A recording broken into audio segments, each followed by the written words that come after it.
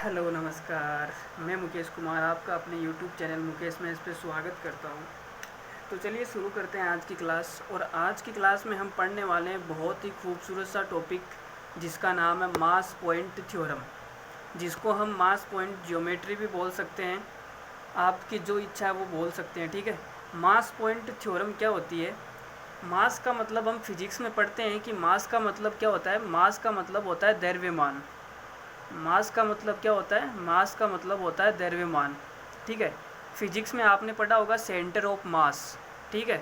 द्रव्यमान केंद्र जो आपने पढ़ा है उस पर बेस्ड ये थ्योरम है। तो फिजिक्स का यूज हम मैथ में कैसे करेंगे वो हम आज सीखेंगे। देखो, अगर मैंने एक वायर ले लिया, ये कोई वायर है या कोई डोरी है या कोई तार, आप कुछ भी मान लो। इसके इस तरफ मैंने 6 किलो वेट लटका दिया। कितना वेट लटका दिया? 6 किलो। और इसके मैंने इस तरफ कितना वेट लटका दिया? 6 केजी। दोनों तरफ मैंने 6-6 किलो वेट लटका दिया, ठीक है। अब मैं इसको कहाँ से बांधूँ कि ये बैलेंस हो जाए, ठीक है। बैलेंस का मतलब ये सीधा का सीधा ही रहे, ये नहीं कि ये तराजू ये इधर आ जाए या इधर वाला तराजू इधर आ जाए, ठीक है। बैलेंस रहना चाहिए। बैलेंस रहने के लिए आप बोलोगे सर इधर 6 किलो है, इधर भी 6 किलो है, तो आप इसको बीच में से बांध दो। अगर मैं इसको बीच में से बांध दूंगा, यहाँ से मैंने इसको बांध दिया, अब ये क्या हो जाएगा? एकदम बराबर हो जाएगा, इक्वल हो जाएगा। इसका मतलब ये वाली डिस्टेंस और ये वाली डिस्टेंस क्या है? बराबर है। मैंने इसको बीच में से बांधा है, ठीक है। अब बीच में से बांधा है तो ये वाला जो बैलेंस हो जाएगा, ये तराजू क्या हो जाएगा? बैलेंस हो जाएगा। तो हमें क्या करना है? बस बैलेंस ही करना है। अगर आप ये बैलेंस करना सीख गए तो मास पॉइंट थ्योरम कुछ भी नहीं है, ठीक है। अब मुझे ये बताओ, ये मैंने बैलेंस तो कर दिया, लेकिन इस बैलेंस यहाँ पर इस पॉइंट पर कितना वेट होगा? 22 डोरी पे कितना वेट है? 6 किलो, 6 किलो 12 किलो वेट है। तो जो मैंने बैलेंस किया है उस पॉइंट पे कितना वेट होगा? उस पॉइंट पे टोटल वेट होगा जो कितना है? 12 किलो, ठीक है। तो इस पॉइंट पे मेरा कितना वेट आ जाएगा? 12 किलो। ये तो चलो आप बैलेंस हो गया आसानी से। अगर मैं आपसे कहूँ कि मैंने एक ऐसी डोरी ली है, ये डोरी ले ली, इधर मैं यहाँ पे 6 किलो वेट लटका दूँ और इधर मैं यहाँ पे 12 किलो वेट लटका दूँ। ध्यान से समझना, ठीक है। अब ये बैलेंस कहाँ पे होगा? अब अगर मैं इसको बीच में से लटकाऊंगा, मैंने बीच में से लटका दिया, ये वाली दूरी बराबर है, बीच में से लटका दिया। तो बीच में से लटकाऊंगा, इधर तो 6 किलो इधर 12 किलो, तो जो तराजू है वो इधर की तरफ चला जाएगा, भाई नीचे चला जाएगा। जिधर ज़्यादा वेट होगा वो नीचे चला जाएगा। तो ये बैलेंस नहीं होगा। बैलेंस नहीं होगा तो आप मुझे बताओ मैं इसको कहाँ से लटकाऊँ या कहाँ से बांधूँ डोरी से, ठीक है। तो ये बैलेंस हो जाए। तो बैलेंस करने के लिए हम क्या करेंगे? इसका जो ये 6 किलो है, ये 12 किलो है, तो जो इसका उल्टा होगा उस अनुपात में हम इसको बांट देंगे। देखो, इधर 6 किलो इधर 12 किलो, तो मैं इधर ले लेता हूँ 12 और इधर ले लेता हूँ 6। तो इस दूरी के अंदर इसको बांटेंगे तो कितना आएगा? ये आएगा 1:2। तो 2:1 पर इसको अगर मैं यहाँ से बांध दूंगा, भाई 2:1 यहीं तो होगा। ये वाली दूरी कितनी हो जाएगी? 2, और ये वाली दूरी हो जाएगी 1। अगर मैं इसको 2:1 मतलब यहाँ से बांध दूंगा तो ये क्या हो जाएगा? बैलेंस हो जाएगा, ठीक है। लेकिन अगर मैं बीच में से बांधूंगा तो बैलेंस नहीं होगा, मुझे यहाँ से बांधना पड़ेगा। जिधर ज़्यादा वेट होगा उसके पास में से बांधना पड़ेगा, ठीक है। तो यहाँ पे मैंने क्या कर दिया? इसको बैलेंस कर दिया। अब ये क्या हो गया? बैलेंस हो गया एकदम, ठीक है। तो ये वाला मेरा क्या है? बैलेंसिंग पॉइंट है, ये सेंटर ऑफ मास है। अब मुझे बताओ, बैलेंस तो मैंने कर दिया, अब इसके ऊपर टोटल कितना वेट होगा? बाय टोटल वेट वो होता है जो डोरी के ऊपर होता है। तो डोरी ऊपर देखो 6 किलो तो यहाँ पर है, 12 किलो यहाँ पर है। तो सेंटर ऑफ मास पर कितना वेट होगा? 12 और 6 18 किलो। कितना हो जाएगा? 18 किलो, ठीक है। तो मास पॉइंट थ्योरम बस इतनी सी है। अब हम इस पे सवाल करेंगे। सवाल किस टाइप के आएंगे? और चलो मैं इसका आपको है ना नॉर्मल सा वो बता देता हूँ, फॉर्मूला बता देता हूँ कि किस तरीके से बांटेंगे हम। तो देखो, ये वाले 2 वेट ले लिए मैंने। ये यहाँ वाला M1 kg है और यहाँ पर क्या है? M2 kg है। 2 वेट मैंने डोरी पे लटका दिए और मैंने इसको यहाँ से बांध दिया। ये वाली दूरी है x और ये वाली दूरी कितनी है? y, ठीक है। तो जो M1x है, M1x अगर M2y के बराबर हो गया तो ये क्या हो जाएगा? बैलेंस हो जाएगा, ठीक है। तो यहाँ से M1/M2 कितना आएगा? देखो, ये आ जाएगा y/x, ठीक है।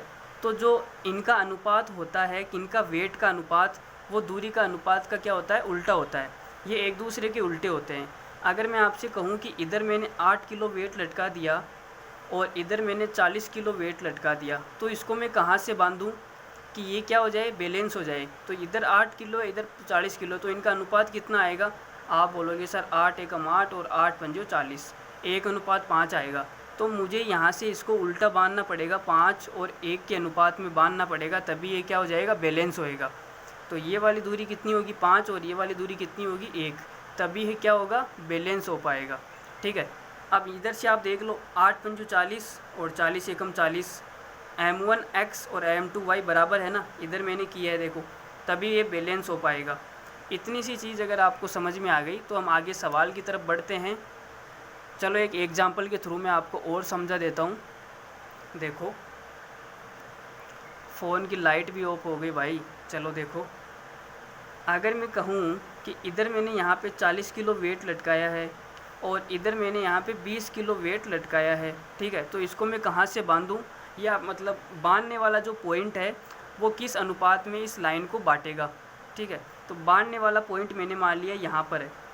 अब देखो इनका अनुपात कितना आएगा, 40 और 20 का अनुपात आएगा 2:1।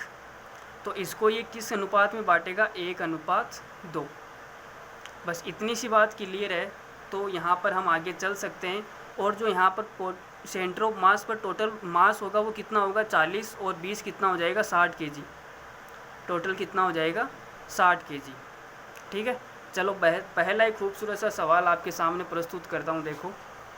देखो ये हमारा सवाल है। त्रिभुज ABC आपको दिया गया है और A को E से मिलाया, B को F से मिलाया और C को D से मिलाया। ठीक है, ये वाली लाइन सीधी है ना, मैंने यहाँ सांप की तरह बना दी है, कोई ना, गलती से बन गई, एकदम सीधी लाइन है ये CD। ठीक है ना। और ये वाला तीनों का पॉइंट है, तीनों इस पॉइंट पे मिल रहे हैं, जिसको हम O नाम दे देते हैं। O क्या नाम दे दिया, O। अब सवाल में दिया है AO अनुपात O ही कितना है, 5:4 है। मतलब ये वाली 5 है और ये वाली कितनी है, 4 है। CO OD कितनी है, 3:2। CO ये वाली 3 है और ये वाली क्या है, 2 है। और हमसे BO और अनुपात O है पूछा है। तो मुझे ये बताओ, अगर मैं आपसे बोलूँ कि यहाँ पे मैंने जिस सेंटर ऑफ मास से बांधा है ये दूरी कितनी है, 5 और 4 दूरी पे बांधा है, तो इधर वेट कितना आएगा भाई, ये 4 इधर आ जाएगा और ये 5 इधर आ जाएगा, यही तो वेट आएगा भाई। जो वेट होता है वो इनका अनुपात क्या होता है, उल्टा होता है, अभी मैंने आपको बताया था। तो मुझे बताओ, ये वाला अगर 5 है, ये वाला 4 है, तो यहाँ पे वेट 5 4 है, तो यहाँ पर वेट कितना आएगा, यहाँ पर तो आएगा 4 और यहाँ पर कितना आएगा, 5, यही तो आएगा भाई, उल्टा होगा ना। अरे भाई समझ रहे हो ना आप।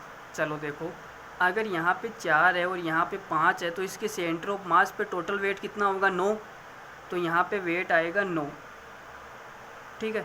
अब लेकिन अगर मैं CD की बात करूँ तो देखो यहाँ पर 3 है और यहाँ पर 2 है, तो ये 2 तो इधर आ जाएगा और ये 3 इधर आ जाएगा। टोटल सेंटर ऑफ मास पे कितना वेट आएगा, देखो 3 और 2 5, तो सेंटर ऑफ मास पे टोटल वेट आएगा 5। अगर मैं इस AE की बात करूँ तब तो टोटल वेट आया 9। अगर मैं CD की बात करूँ तब टोटल वेट आया सेंटर ऑफ मास पे 5। लेकिन भाई 9 और 5 तो अलग अलग है, तो हम एक काम करते हैं, यहाँ पे 9 और 5 का मल्टीपल मान लेते हैं। ठीक है, सेंटर ऑफ मास पे कितना वेट मान लेते हैं। चलो मैं दोबारा से डायग्राम बना रहा हूँ, देखना। सेंटर ऑफ मास पे मैं 9 और 5 दोनों का मल्टीपल ले लेता हूँ, तो 9 और 5 का LCM देखो कितना आएगा, 45। तो मैं ले लेता हूँ सेंटर ऑफ मास पे 45 वेट है टोटल वेट कितना है, 45। मैंने मान लिया है कि यहाँ पे टोटल वेट है 45। ठीक है। अब यहाँ पे वेट कितना है मेरा, देखो 4 है और यहाँ पर वेट कितना है, 5 है, तो 4 और 5 9, बीच में 9 आएगा सेंटर ऑफ मास पे। 9 की वैल्यू मैंने कितनी मान ली, 45। अगर 9 की वैल्यू 45 है तो 1 की वैल्यू कितनी आएगी, 5। 1 की वैल्यू 5 आई तो 4 की वैल्यू आ जाएगी 20, मतलब यहाँ पे वेट आएगा 20 और 5 और कितना हो जाएगा, ये 25 आएगा ना। 1 की वैल्यू 5 है तो 5 की वैल्यू 25, तो यहाँ पे वेट कितना आ जाएगा, 25। ठीक है। अब देखो ये एकदम बैलेंस हो गया, यहाँ पर 20 है, यहाँ पर 25 है, बीच में कितना है, 45। सेंटर ऑफ मास पे कितना है, 45। 20 और 25 को जोड़ो, 45 आएगा।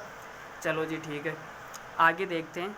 मैं अगर CD की बात करूँ तो CD की बात करूँ तो यहाँ पे 2 है, यहाँ पे 3 है, तो 3 और 2 मिला के 5 आएगा बीच में। अगर बीच में 5 आएगा लेकिन मैंने बीच में कितना लिया 45, इसका मतलब यहाँ पे 5 आना चाहिए लेकिन मैंने लिया 45। तो 5 की वैल्यू 45 है तो 1 की वैल्यू कितनी आएगी 9। अगर 1 की वैल्यू 9 है तो 2 की वैल्यू आ जाएगी 18, 9 दूनी 18, और 3 की वैल्यू कितनी आ जाएगी 27। ठीक है, अब देखो 27 और 18 को जोड़ो, बीच में 45 आ रहा है, तो सेंटर ऑफ मास पे ये भी बैलेंस हो गया। अब मुझे ये बताओ, अगर यहाँ पे 18 है और बीच में 25 है, 25 में तो भाई टोटल वेट आता है, तो यहाँ पे मैं कितना वेट लूँ कि ये बैलेंस हो जाए। ये 18 है और यहाँ पे मैं 7 ले लेता हूँ। 18 और 7 कितने हो जाएंगे 25, देखो बीच में 25 आ गया। भाई ये 18 है, यहाँ पे मैंने 7 ले लिया, तो बीच में कितना आ गया, देखो सेंटर ऑफ मास पे 25।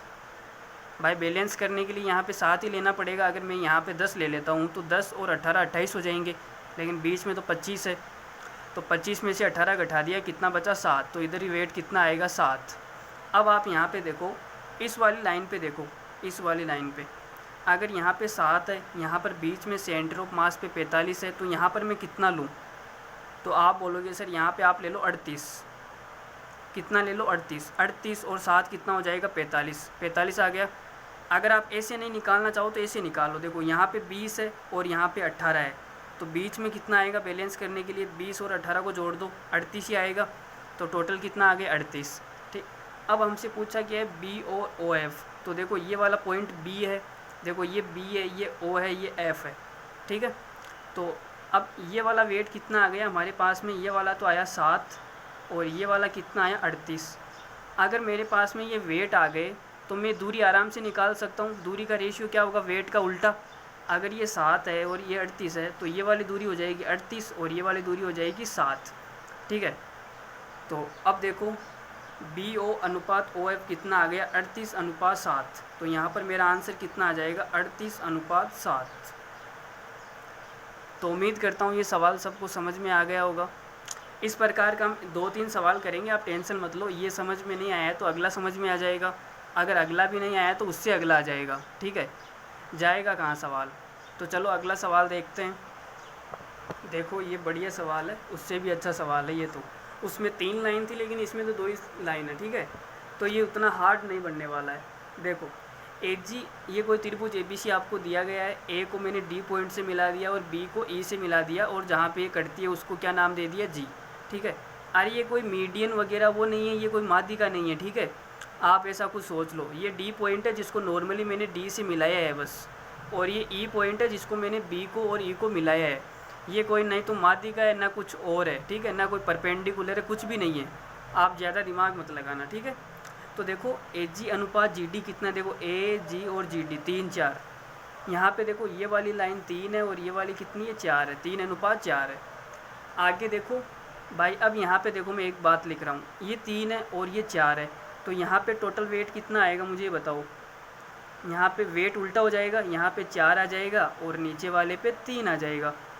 भाई ये 3 है, ये 4 है, तो वेट उल्टा हो जाएगा, ये 4 इधर आ जाएगा और ये 3 नीचे आ जाएगा। ठीक है, अब इनको गुणा करके देख लो, 12 यहाँ पर है 12 यहाँ पर है, तो बैलेंस हो जाएगा। चलो जी, जी पे ये बैलेंस हो गए। आगे देखो बी डी अनुपात डी सी, बी डी अनुपात डी सी, ये 4 7। यहाँ पे ये वाली लाइन 4 है और ये वाली कितनी है 7 है। ठीक है, तो कितना आ जाएगा, यहाँ पे वेट 4 7 है, तो 7 इधर आ जाएगा, मतलब वेट यहाँ पर कितना है 7 और 4 इधर आ जाएगा। यहाँ पे वेट कितना है 4, 7 चौक 28 इधर हो गया, 7 चौक 28 इधर हो गया, तो ये क्या हो जाएगा डी पे बैलेंस हो जाएगा। अब मुझे बताओ, ये डी पे बैलेंस हो रहा है तो डी पे टोटल वेट कितना है 3, लेकिन अगर मैं बी सी की बात करूँ, बी सी की, तो 4 और 7, डी पे टोटल वेट कितना होना चाहिए 11। भाई इधर 7 है इधर 4 है और ये डी पे बैलेंस होगा, तो 7 और 4 डी पे टोटल वेट कितना होना चाहिए 11, लेकिन है कितना 3। तो मैं एक काम कर लेता हूँ, डी पर जो वेट है वो 3 और 11 का एलसीएम मान लेता हूँ। 3 और 11 का क्या मान लेता हूँ, एलसीएम। तो देखो मैं वापस से डायग्राम बना रहा हूँ, यहाँ पर समझने के हिसाब से बना रहा हूँ। देखो ये वाली लाइन यहाँ पे और ये वाली यहाँ पे। ठीक है, अब मैंने यहाँ पे वेट मान लिया 11 और 3 का क्या एलसीएम, यहाँ पे मैंने मान लिया 33। ये वेट मैंने यहाँ पे मान लिया। भाई एलसीएम अलग अलग आ रहा है तो मैंने एक फ़िक्स वेट मानना है। ठीक है, वो मैंने मान लिया, इन दोनों का एलसीएम कितना 33।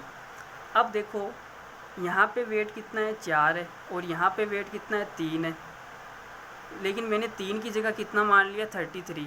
अगर 3 की वैल्यू 33 है इसका मतलब 1 की वैल्यू कितनी आएगी 11, 1 की वैल्यू 11 आएगी तो 4 की वैल्यू यहाँ पे कितनी आ जाएगी 44। तो यहाँ पे वेट कितना हो जाएगा 44। ठीक है। अब यहाँ पे देखो, यहाँ पे वेट 7 है और यहाँ पर वेट 4 है, तो मिला के कितना हो जाएगा 11, लेकिन 11 की जगह मैंने कितना मान लिया 33। 11 की वैल्यू अगर 33 है तो 1 की वैल्यू कितनी आएगी 3, तो यहाँ पे 7 या 21 और यहाँ पे 4 या 12। अब ये हमारा काम बन गया। अब देखो 21 और 12 टोटल वेट कितना हो गया 33, और ये 44 और 33 4:3 का हो गया। ठीक है। अब हमें क्या निकालना है, हमें निकालना है ए ई कहाँ पर है, देखो ये वाला। तो एक काम करो आप, अगर यहाँ पे 21 है, यहाँ पे 33 है, यहाँ पर 12 है, चलो इस लाइन को देखो, यहाँ पे 44 है, यहाँ पर 12 है, तो यहाँ पे इस पॉइंट पे कितना वेट होगा भाई 44 और 12 का ये क्या है सेंटर ऑफ मास है, तो यहाँ पर टोटल वेट कितना होगा 44 और 12 को जोड़ दो कितना आएगा, ये आ जाएगा 56। तो यहाँ पे टोटल वेट कितना आएगा 56 आएगा। ठीक है। अब यहाँ पे अगर टोटल वेट 56 आ गया, लेकिन हमें तो टोटल वेट निकालना ही नहीं है, हमें तो ये वाली दूरी निकालनी है ना, ये वाला 44 है, ये वाली 12 है, तो हमें टोटल वेट निकालना ही नहीं है, इसको हटाओ आप।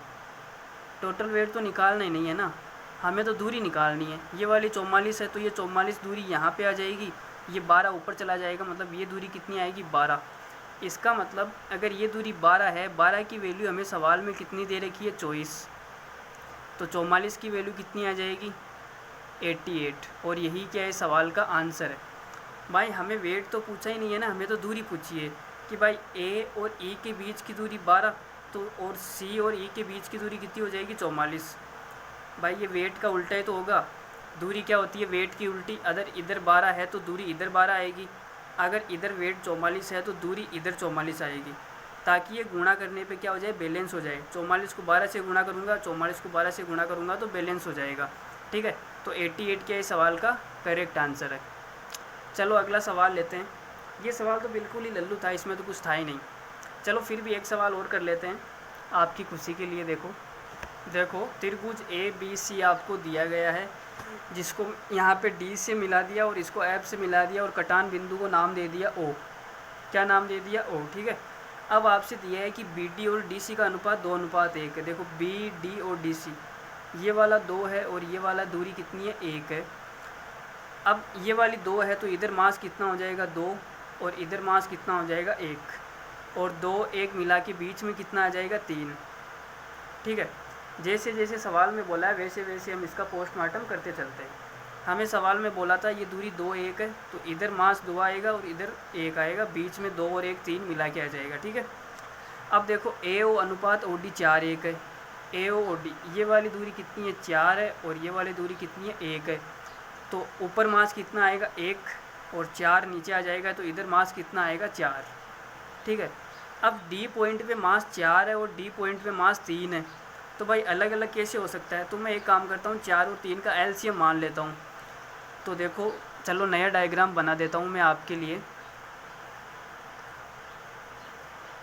ये डायग्राम हमने बना दिया जी।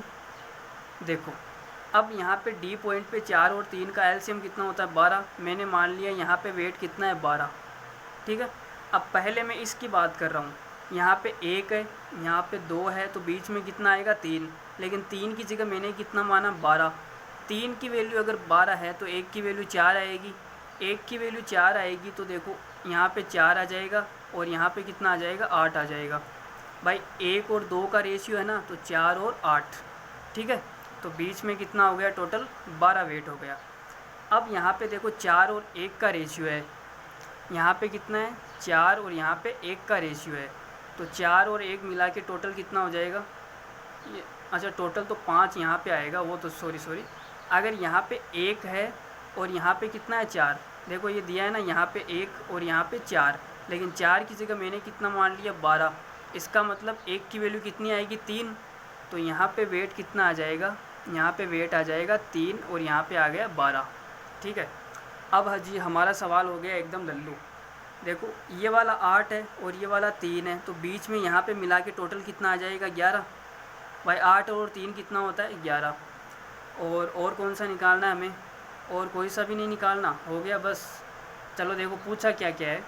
ये वाला पॉइंट था ए, और ये वाला था बी, ये वाला था सी, ये वाला था डी, और ये वाला ओ, और ये वाला पॉइंट था एफ।